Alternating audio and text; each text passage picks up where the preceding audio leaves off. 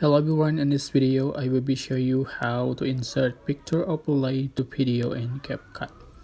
So I already have a project here and I have added one video and one photo here or image.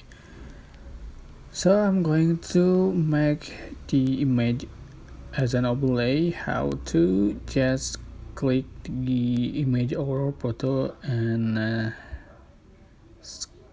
select overlay button, and you can adjust for the position.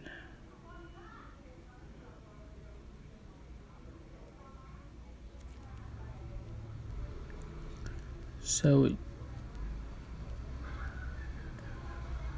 make it the same length with the video, and you can also adjust for the size merged like so, and select blend option.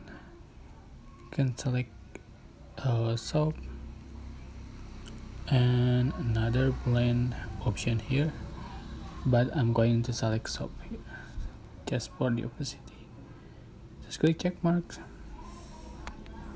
So that's how to insert picture overlay to video in Capcut. I hope this tutorial was helpful for you. Don't forget to like, comment, share, and also subscribe. Thank you so much for watching.